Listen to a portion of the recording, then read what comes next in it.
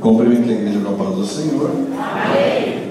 Lucas capítulo 23, versículo 33, diz assim: E quando chegaram ao lugar chamado Caveira, ali o crucificaram, e aos malfeitores, um à direita e outro à esquerda. Versículo 42: E disse a Jesus: Senhor, lembra-te de mim quando entrares no teu reino. Versículo 47: E o centurião, vendo o que tinha acontecido, deu glória a Deus, dizendo: Na verdade, este homem era justo. E o versículo 48 diz: E toda a multidão que se ajuntara a este espetáculo, vendo o que havia acontecido, voltaram batendo nos peitos.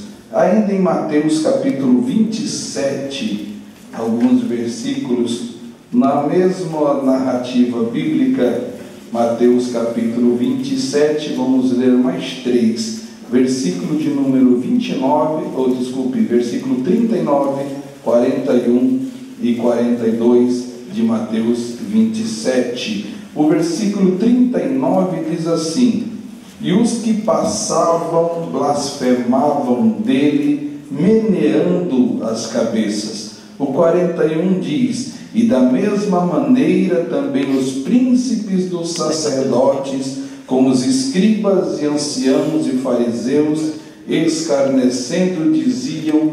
E o 42: Salvou os outros e a si mesmo não pode salvar. Se é rei de Israel, desça agora da cruz e creremos nele. Convido os irmãos para nós fazermos uma breve oração. Bendito Deus, está diante de Ti a Tua palavra nesta noite. Nós, de tudo o que precisamos nesta noite, é do Teu Espírito falando ao nosso coração, Senhor, que é o mais importante para nós. Sem o Teu Espírito, sem a Tua graça, Senhor, nós não somos capazes, meu Deus, de entender o que a Tua palavra tem para nós. Portanto, Te pedimos, bondoso Espírito Santo, sede bondoso conosco mais uma vez, como sempre, nesta noite, para que possamos entender e praticar a boa palavra de Deus, no nome de Jesus. Você pode dizer amém? Amém. Hoje em dia, os textos mais procurados para que se pregue em igrejas são aqueles textos que são extraídos daqueles livros que poucos são lidos, daquelas histórias bíblicas que faz a gente pensar assim: meu Deus, tem esse homem na Bíblia. Ou de repente, meu Deus, tem essa passagem na Bíblia, eu nunca tinha lido. Aquelas pregações onde as pessoas dão uma demonstração tão grande de entendimento, de sabedoria, que nos deixa boquiabertos em ver como esses pregadores são tão sábios, tão inteligentes, e leem muitos livros e citam muitos autores. E isso é bonito de ver. Eu digo que é bonito de ver porque eu acho bonito ver isso. Comentamos hoje na escola bíblica, alguns com uma facilidade muito grande de memorização, e como é bonito ver pessoas que têm essa capacidade de memorizar tantos e tantos e tantos textos da Bíblia, e conforme pregam conseguem falar tantos textos de memória. É muito bonito ver isso, é bacana, eu acho interessante. Mas ao mesmo tempo que nós vemos tantas pregações tão bem elaboradas, tão bem construídas, pregações que nós esperamos nos nossos cultos, principalmente nos nossos cultos festivos. Teremos culto festivo no próximo fim de semana, eu acredito, é isso? O ciclo de oração, mas no outro ainda. Olha, o ciclo de oração já a partir de quarta-feira começa com uma pré-abertura, e depois vem aí o sábado e o domingo, que vai ser uma festa magnífica, com pregadores realmente de um nível bastante alto, e todos aqui certamente se alegrarão muito com o que ouvirão nesses dias de festa. Mas alguns temas que nós temos na Bíblia têm sido esquecidos, como se não houvesse mais motivo nenhum para que nós nos lembrássemos deles. Algumas coisas que quando se lê, talvez com essa leitura desta noite? Alguns aqui podem ter pensado assim, mas isso aí para um culto de domingo? Por que não isso para o culto ar livre?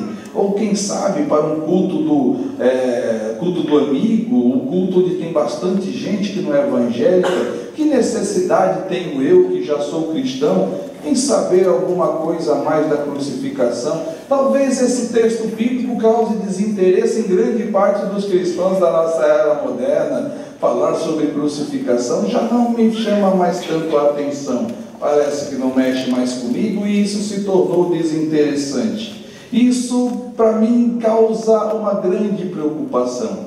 Porque nós, muitas vezes, temos o nosso coração muito voltado para aqueles grandes cultos de avivamento, e eu faço questão de pontuar aqui: eu sou crente, por Jesus fui trazido de uma igreja batista para a Assembleia de Deus, fui batizado com o Espírito Santo e assim o sou, amo cultos pentecostais, gosto de dar glória a Deus, não tenho nada contra alguém pular e fazer qualquer tipo de coisa por sentir, não sou contra nada disso, eu acho maravilhoso que as pessoas chorem, etc e tal, como é bom ser assim, eu acho muito bom, não vejo nada de errado e não sou crítico com relação a isso, mas me causa preocupação o que motiva a mim e a você termos todo esse sentimento de nos alegrarmos, de pularmos, de sentirmos um monte de coisa. O que nos faz sentir esse tanto de emoções no meio de uma pregação? Talvez porque alguém está dizendo que os seus problemas serão solucionados. Que bom ouvir isso. Aí eu me alegro, aí eu dou glória a Deus. Ou alguém pode estar falando que você vai ter vitória no meio dessa prova, Deus anda com você e você vai ser vitorioso. Que maravilha, que gostoso. E é bom dar glória a Deus nisso. Ou talvez eu ouça que o Espírito Santo está se movendo na congregação, e outro motivo muito bom para a gente dar glória a Deus, é muito bom, é muito bacana, e eu fico procurando esses motivos no meio de uma pregação, e no meio de tanta coisa que nós ouvimos na nossa época, já pós-moderna, ouvir falar em Calvário, está sem graça. Não me dá vontade de dar glória a Deus. Se alguém fala sobre Calvário, se alguém fala sobre cruz, dá aquela impressão que isso não tem nada a ver comigo. Se alguém fala sobre Jesus Cristo, Filho de Deus, que desceu do céu, se tornou carne, sofreu, pagou um preço pela minha salvação, para que eu tivesse acesso ao céu. E eu fico pensando, e somente pensando, imaginando, se todos nós aqui do jeito que estamos, ou tantos evangélicos mais, pudéssemos, existisse, sei lá, uma máquina do tempo, alguma coisa que pudesse nos levar todos ao Calvário. Todos nós, no Monte Caveira. Todos nós, no Gólgota. Todos nós olhando para aquele monte, todos nós vendo aquele monte meio baixo, não tão alto assim, um clima bastante árido, nós sentados ali, como aqui estamos, quem sabe montassem até uma arquibancada, e nós víssemos 3 homens trazendo suas cruzes, e sem entrar em grandes detalhes, mas traziam só o dormente, ou só traziam uma parte, isso para mim pouco importa, mas que traziam a sua cruz, aqueles homens chegando naquele monte, mas um destaque muito grande para aquele homem que seria crucificado entre os outros 2. Um destaque muito grande ao homem que dizia: eu sou Cristo. Um destaque muito grande para um homem que dizia: eu sou o Filho de Deus. Eu vim para a salvação de todo aquele que crê. O destaque para aquele homem, nós vamos perceber, nós estamos ali vendo a crucificação agora, nós vamos perceber que causou um turbilhão de emoções. Algumas pessoas passavam por ali, aquela cruz foi erigida, aqueles 3 homens crucificados, e começamos a perceber alguns burburinhos. Um dos crucificados de um lado fala: se você é o Cristo que você sempre falou, desce da cruz e tira a gente também. O interesseiro Na mesma situação, ao mesmo tempo os soldados romanos embaixo zombavam e diziam: vamos separar aqui as roupas dele, vamos separar em 4 partes. A túnica não, a túnica a gente tira a sorte que a túnica é bonita, quem ganhar no jogo leva a túnica para si mesmo. Outros do lado criticavam e falavam assim: olha só quem é esse homem, dizia que em 3 dias ia derrubar o templo, e olha onde ele está, não vai conseguir falar, não vai fazer mais nada. Nesse turbilhão de emoções, chega alguém com uma plaquinha. Pilatos mandou escrever uma plaquinha: Jesus Nazareno, Rei dos Judeus, e pregaram no alto da cruz. E alguns sacerdotes olham aquilo e falam: está errado, não pode colocar isso aí mesmo, tem que colocar Jesus de Nazaré, que se diz Rei dos Judeus. E Pilatos, falam para Pilatos, ele manda o recado: o que eu mandei escrever está escrito e eu não vou trocar. Nós vamos notar tudo aquilo acontecendo em torno daquela cruz, e todo o foco para a cruz do meio. Um homem recebendo críticas, depois de apanhar muito, depois de ter uma coroa de espinhos na cabeça, pregado. Dos 3, ele provavelmente era o único que estava pregado, assim dizem. Nós estamos vendo toda essa cena e de repente nós percebemos uma coisa: esse homem tinha 12 discípulos, um se matou. Onde estão os outros 11? Nós vamos levantar a cabeça e vamos ver que um estava lá. João estava lá perto da cruz, junto com João, as mulheres, uma delas Maria, a mãe carnal de Jesus. Só ele. Onde estavam os outros discípulos de Jesus? Faltavam 10. Um ainda tentou acompanhar, foi Pedro, ainda tentou ficar junto, mas não conseguiu. Quando fraquejou, teve que ir embora. João ficou sozinho. Onde estão os outros 10? Para onde foram? Onde foram se esconder? Iriam ser identificados como discípulos, talvez por isso se esconderam. E nós na arquibancada, quantos de nós ficaríamos? Será que nós não iríamos pensar nisso também? Se ficarmos aqui, alguém vai perceber que somos discípulos dele. Quantos será que ficariam ali naquele monte dos que estão aqui? Talvez alguns começariam a sair devagar. Mas algumas pessoas me chamaram a atenção. Mesmo em meio àquela situação, o próprio João, perto de Jesus, ouve Jesus dizer-lhe: João, pega aí a sua mãe, adota ela para mim. João pega Maria, abraça Maria. Desde aquele dia João adota Maria como se fosse sua mãe. Isso me chama a atenção. Ele estava no Calvário, ele estava entendendo tudo o que estava acontecendo. Um monte de gente não estava entendendo nada, mas ele estava entendendo o que estava acontecendo. Nós talvez não entendamos mais o que é Calvário, e isso me preocupa.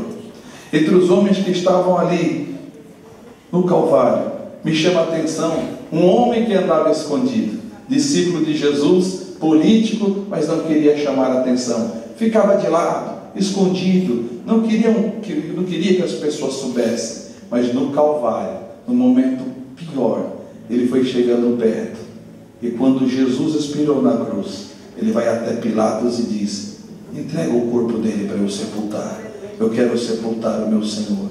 O nome dele era José de Arimateia. No meio de tanta crítica e de pessoas que não entendiam o que era a cruz, José de Arimateia estava preocupado em dar guarida ao corpo do seu Senhor. Me chama a atenção a postura de um homem que um dia procurou Jesus de noite, com medo e com vergonha, e disse: Jesus, como é que é o reino do céu? Jesus falou: você tem que nascer de novo. Ele: mas como? Eu vou voltar para minha mãe e vou nascer? Não, você tem que nascer da água do Espírito. E Jesus ali o instruiu, que era Nicodemos. E Nicodemos vem com uma postura diferente no Calvário. Enquanto havia zombaria, Nicodemos vem com especiarias.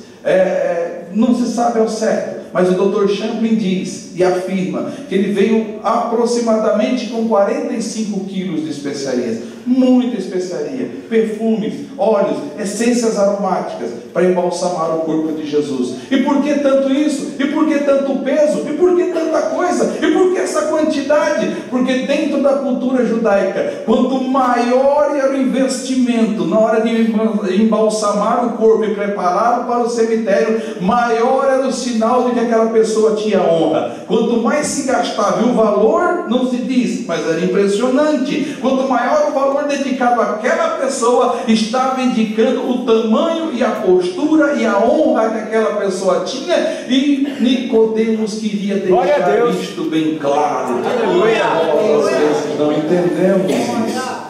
Também ele chama a atenção no meio de todo aquele turbilhão de emoções, pessoas criticando, só não cuspiram porque não dava mais para cuspir para cima.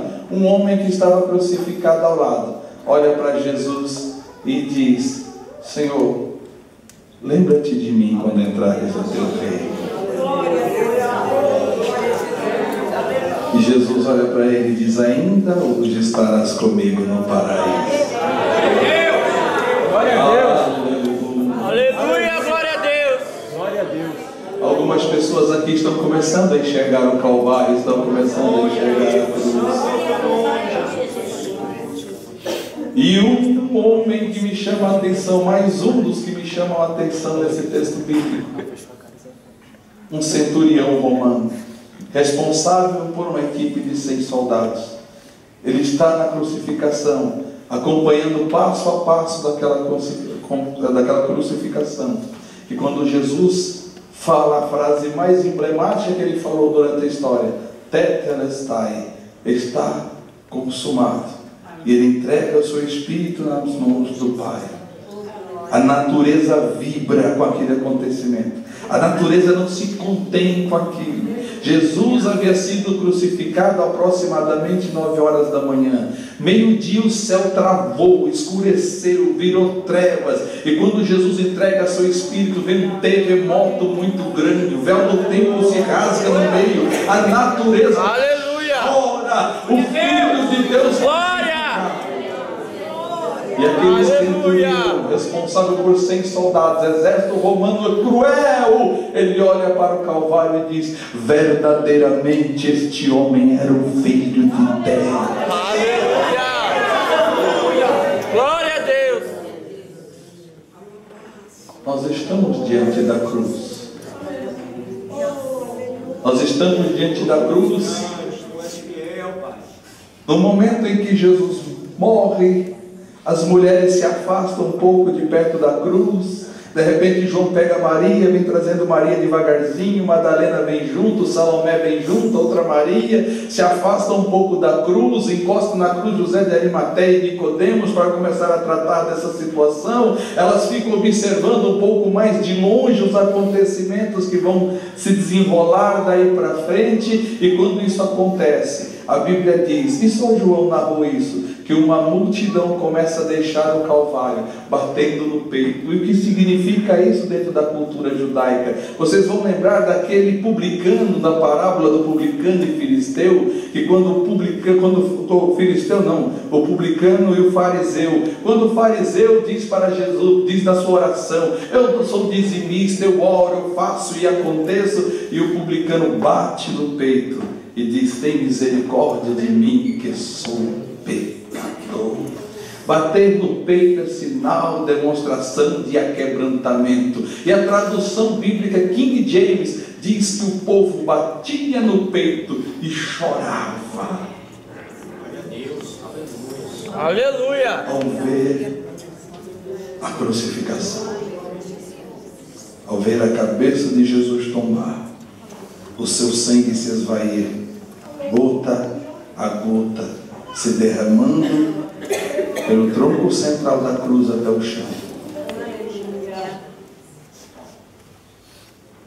O que significa tudo isso para nós?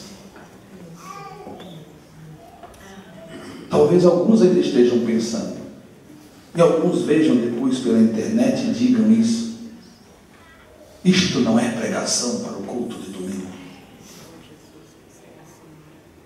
É o mesmo que dizer: a porta aberta de Deus para a salvação da humanidade não é para ser falado no culto do domingo. Hoje nós temos vontade de sentir aquela frenesia, aquela coisa de o Espírito Santo me tocando através de uma mensagem profética que diz que vai acontecer, ou alguém fazendo um movimento mirabolante. Eu venho para a igreja e falo assim: eu quero sentir algo diferente, eu quero ser tocado, mas eu seleciono o que eu quero ouvir. Isso eu não quero ouvir, isso para mim não serve. Eu quero aquela palavra que vai me deixar todo eufórico, aquela coisa. Mas hoje Deus trouxe uma palavra para você. Seja você crente ou não, Jesus morreu por você no Calvário, derramou sangue por você no Calvário, pagou preço por você no Calvário, para te levar no céu, para o céu. O Filho de Deus morreu no Calvário para te dar vida nova. Isso não pode perder, não pode perder a essência, não pode perder a importância no Evangelho atual. Jesus morrer é a coisa mais importante da Bíblia, porque foi isso que nos trouxe salvação. É importante, isso tem que mexer comigo, isso tem que mexer com a minha vida, com as minhas convicções. O Filho de Deus morreu, a morte que era minha. Glória a Deus, aleluia.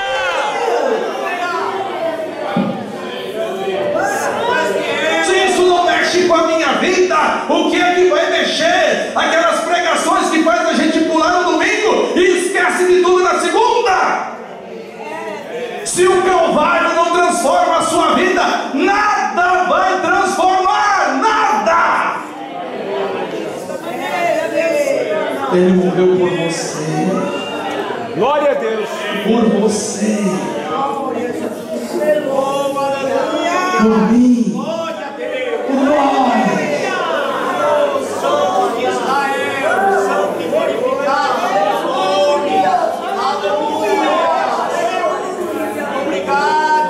Aleluia. É só olhando para a cruz. É só olhando para a cruz com um olhar diferente, com o olhar desses 5 que eu citei. Eles olharam para a cruz, tinha um significado diferente de tudo aquilo para eles.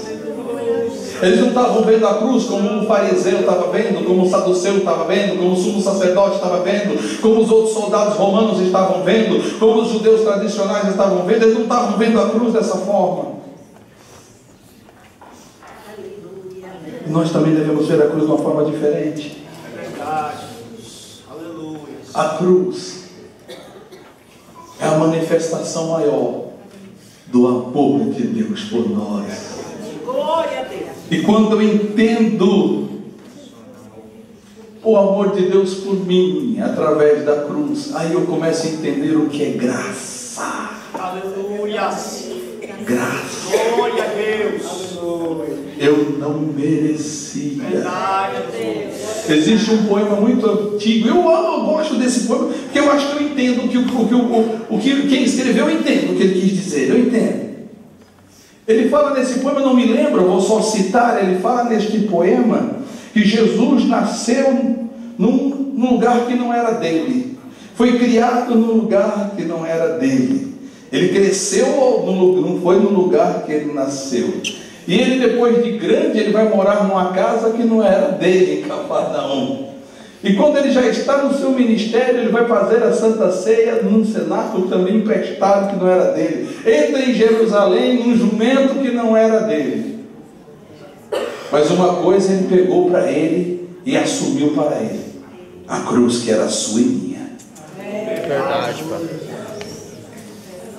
Que se nós formos pensar, o poema para aí, ele assume a cruz como sendo dele. E eu completo: a cruz que na verdade era sua.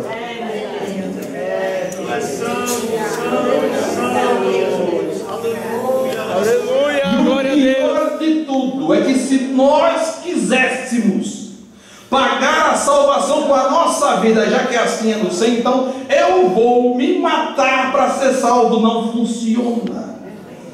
Porque o sacrifício desde o Antigo Testamento tinha que ser de um cordeiro puro, incontaminado. O animal para o sacrifício tinha que ser perfeito, não podia ter falha nenhuma. E nós somos todos errados do começo ao fim, corroídos pelo pecado.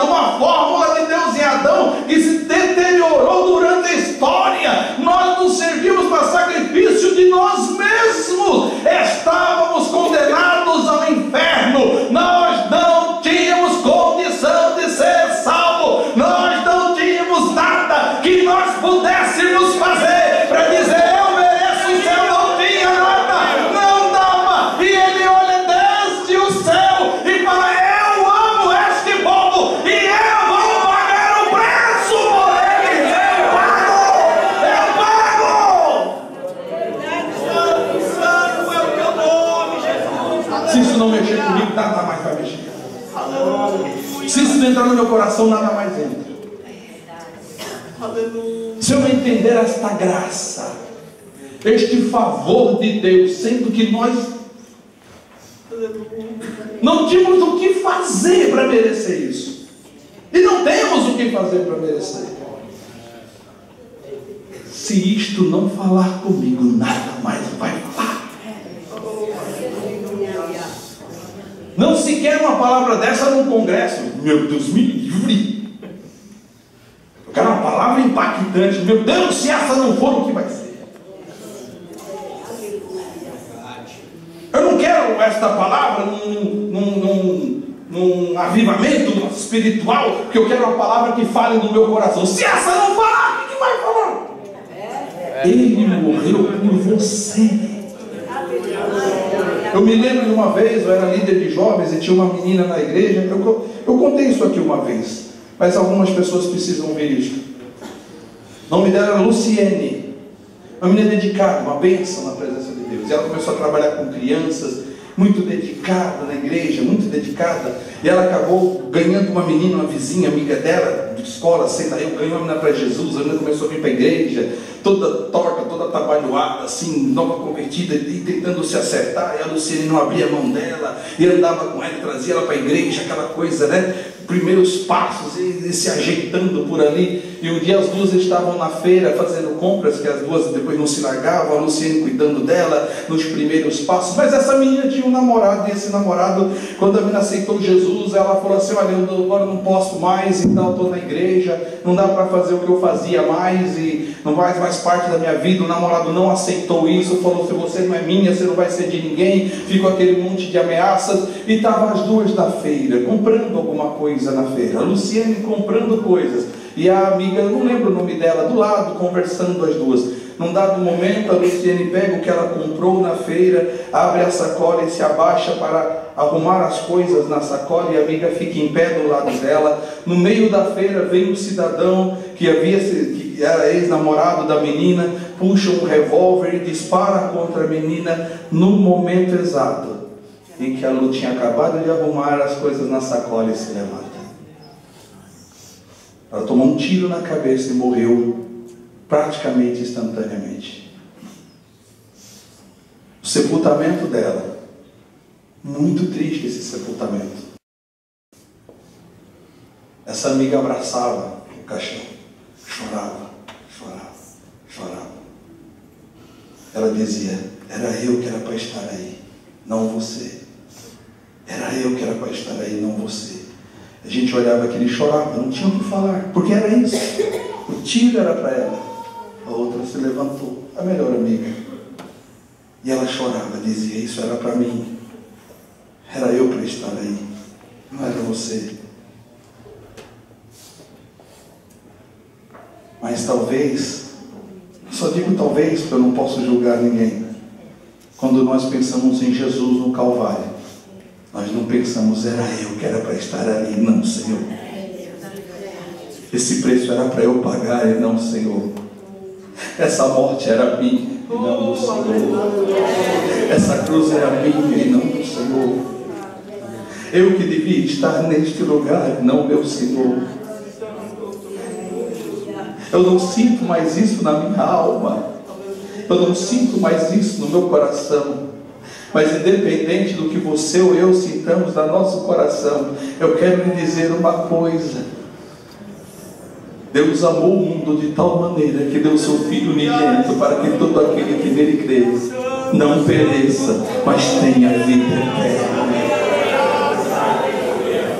Glória a Deus, aleluia.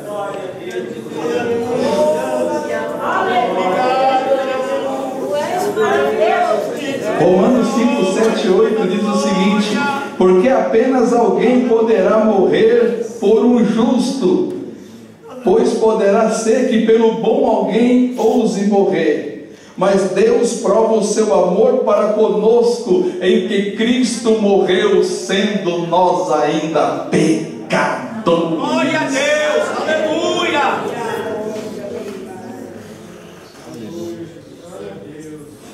Eu quero lhe dizer uma coisa com todo respeito nesta noite. Se você não entende a graça de Deus através do Calvário, Você ainda não entregou sua vida para Jesus.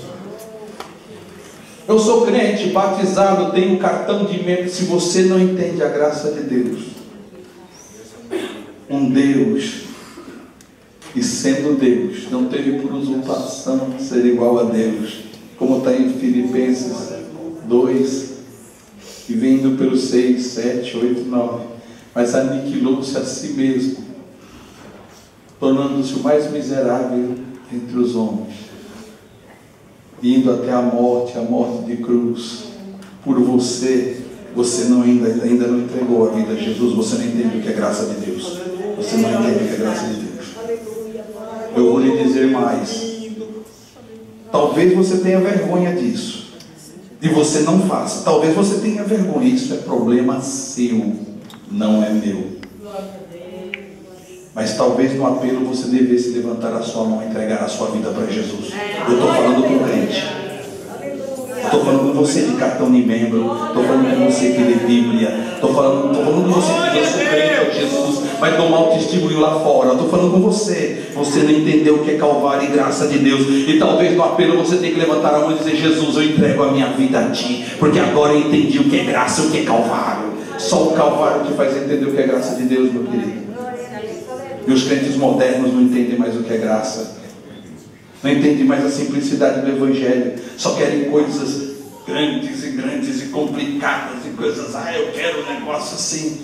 O Evangelho simples para você, e você larga para lá o Calvário, que é a parte mais importante. Pela graça sois salvos, por meio da fé. Aleluia. E isto, Efésios 2 diz, não vem de vós, graça vem dele. Aleluia. Glória a Deus. Porque dele, por ele, para ele são todas as coisas, para ele glória. Graça.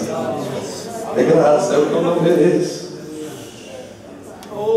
Se você pensa que você ama Jesus e você acha que isso é muita coisa, eu entendi a graça de Deus. Se eu perguntar aqui quem ama Jesus, eu não vou perguntar, irmão, porque vai pegar um monte de gente levantando a mão aí. Estou sendo sincero, a Bíblia me dá esse direito. Mas se você diz, eu amo a Jesus sim, então eu tenho meus motivos e eu posso ter um conceito com Deus porque eu amo Jesus. Sabe o que João falou? João 4:9, 1 João 4:9. Nós o amamos porque Ele nos ama primeiro. Glória a Deus. Não tem jeito de você merecer isso, é graça de Deus, é favor imerecido. É o que Paulo escreveu para Tito 2:11, se não me engano. A graça de Deus se é manifestada trazendo salvação a todos os homens. Todos os homens. Todos os homens. E se você tivesse entendido isso, você também tinha dado um monte de glória a Deus e aleluia, como meia dúzia de todos os homens perdidos, largados, escória da humanidade, mas Ele te viu, e só porque te ama, foi lá e te resgatou com o sangue do Calvário. Aleluia! Glória a Deus, aleluia! Bendito é teu nome, Jesus. Só quem entende Calvário entende o que é renúncia. Porque existem crentes cristãos hoje que tentam se associar com Deus, mas não conseguem se desvincular do mundo, dos desejos da carne. Por que a gente prega em culto de doutrina, culto de ensino? Às vezes no culto de domingo também, quando Deus manda, vai, né? Tipo o pastor Maurício domingo passado, veio, né? Vem esse negócio, veio batendo legal. Por que as pessoas não conseguem desassociar? Pelo mesmo motivo. Ainda não entenderam o Calvário. Não entenderam a cruz. A cruz ainda não fez diferença na vida. A cruz é o que nos faz renunciar ao mundo. É entender o Calvário. É olhar para a cruz, ver Jesus que entregou a vida por mim e por você, ver Jesus de braços abertos para a minha e a sua salvação, impõe em mim uma obrigação ética de servi-lo com todas as minhas forças, com a minha vida e com tudo que eu tenho. Eu só entendo, eu só tenho essa condição de pensar dessa forma, que certas atitudes minhas eu não posso fazer. Por quê? Porque eu vou para o inferno? Não! Por quê? Porque eu vou ser instruído? Não! Por que eu não posso fazer? Porque Deus vai pesar a mão? Não! Não é por nada disso. Eu não posso fazer porque eu devo àquele que morreu no Calvário no meu lugar. É por isso que eu faço.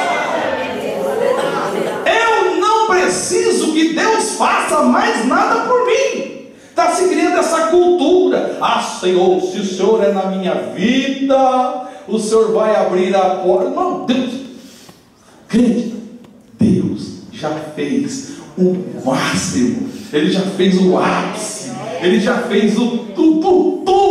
Quando Ele entrega seu filho para morrer por você no Calvário, Deus não te deve nada. Deus não tem nada na conta para fazer por você. Não, Deus não tem. E nem você tem que sentir essa necessidade.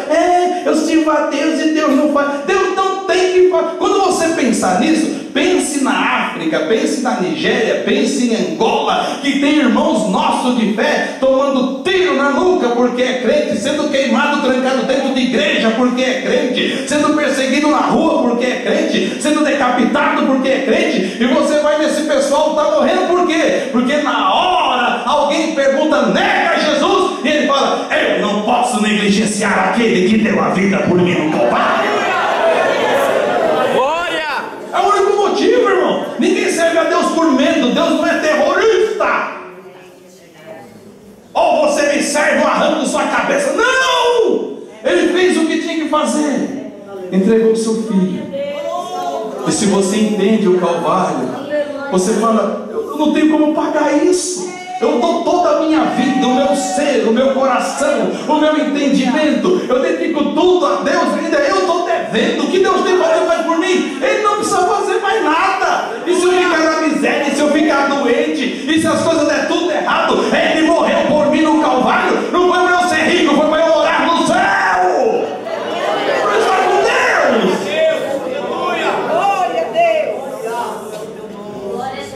Gálatas 2:20 diz o seguinte: já estou crucificado com Cristo, e vivo não mais eu, mas Cristo vive em mim, e a vida que agora vivo na carne, vivo-a pela fé do Filho de Deus, o qual me amou e se entregou a si mesmo por mim. Glória. Não dá para desfrutar do mundo mais. Se você entende Calvário, não dá mais. Não dá mais. Se você entende cruz, não dá mais.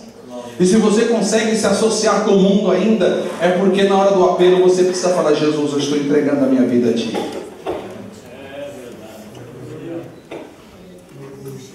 Houve um culto numa igreja recentemente, um culto para adolescentes. Achei interessante aquilo. O pregador não fez nada que identificasse aquele culto como um culto pentecostal de gente sair pulando. Ele falou para os adolescentes, vocês são filhos de crentes, isso não significa que vocês entregaram a vida para Jesus. Vocês já se batizaram, isso não significa que vocês entregaram a vida para Jesus. Você que não é evangélico, espera um pouquinho. Quero saber quantos aqui querem entregar a vida para Jesus, que não entregaram até agora. 127 adolescentes vieram para frente chorando.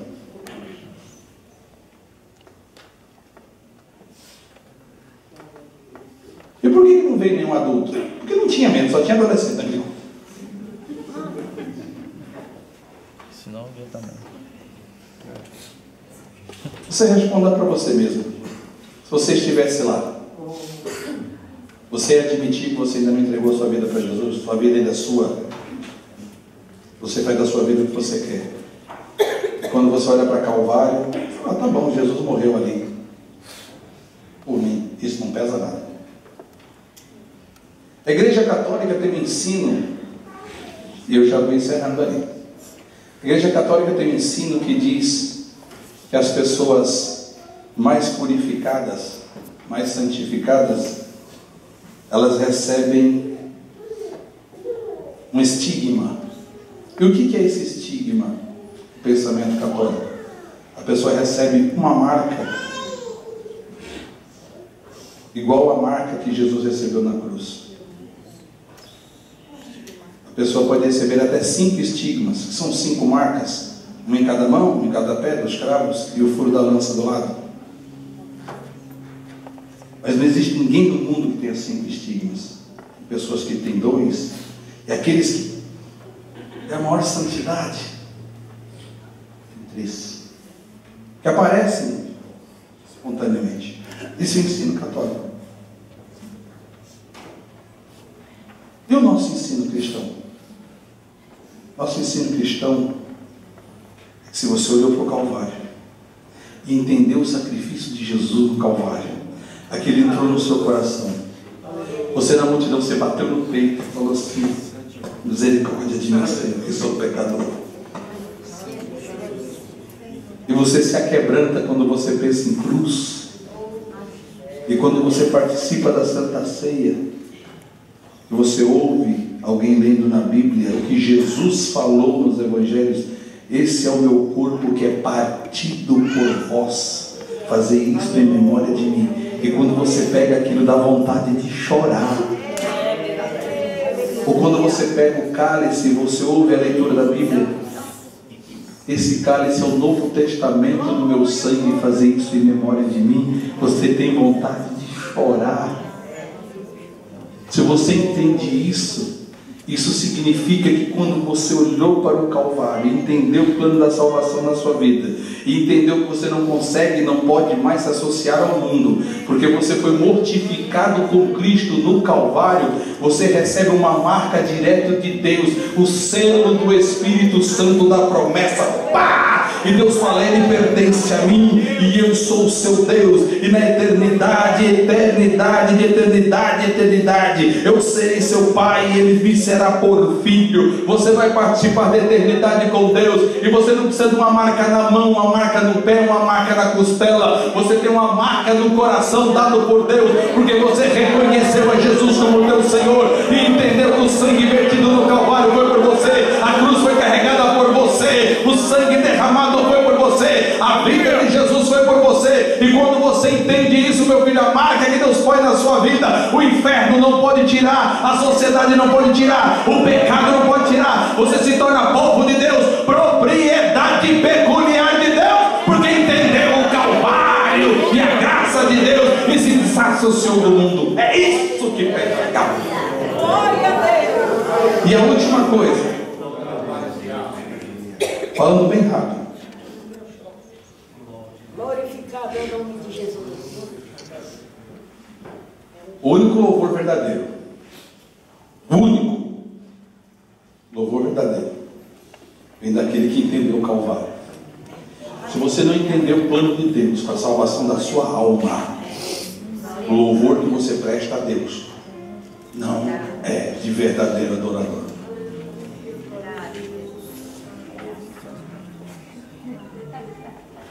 Pode cantar o que você quiser. Eu te adoro, eu te louvo, adorar é o que sei. Se você não entendeu o Calvário,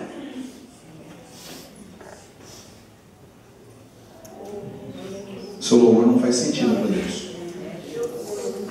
Sua adoração não faz. Mas eu choro, eu adoro chorando, me acabando, falo até. Se você não entendeu o Calvário, se quando você faz tudo isso, você sai da porta daquela igreja, ou dessa igreja, você sai da porta dessa igreja, toda aquela ligação que você tem com Cristo, você deixou dentro da igreja?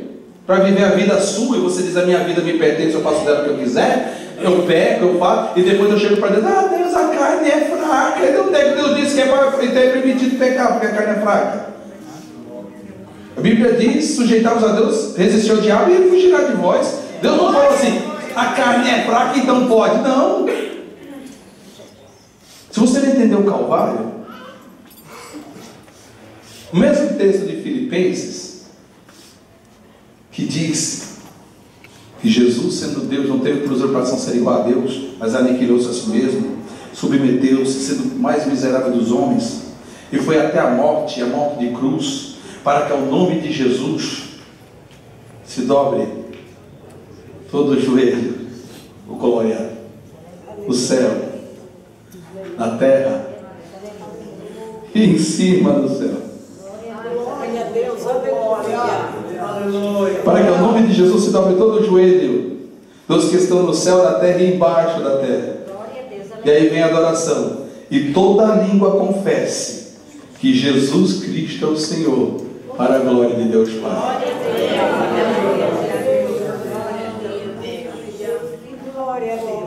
Aí você adora. Aí você fecha os seus olhos e vê o teu Cristo no Calvário dando a vida por você. Aí você adora. Aí você consegue. O que o Calvário representa para você? O que a morte de Jesus representa para você? O que o sacrifício do Calvário representa para você? É mensagem antiga? É texto bíblico que não faz mais sentido? É coisa que para mim não serve mais? Talvez filosofia tenha ocupado esse espaço? Eu não sei o que você pensa. Mi maior, meu tio? Vou aumentar no dó. Oh, foi por mim, Cristo meu mestre, que tu vieste ao mundo descer.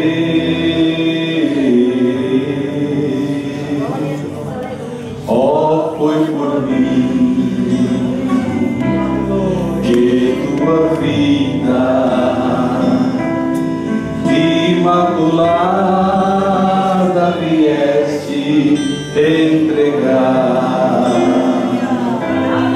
Tão pobrezinho, sentindo cansaço, quando almejo seguir os seus passos, pra não perder a promessa. Oh, dai-me mais pressa, Senhor, pra chegar. Tão pobrezinho, sentindo cansaço, oh, quanto almejo seguir os seus passos, pra não perder a divina promessa. Dá-me mais pressa, Senhor, pra chegar, pra não perder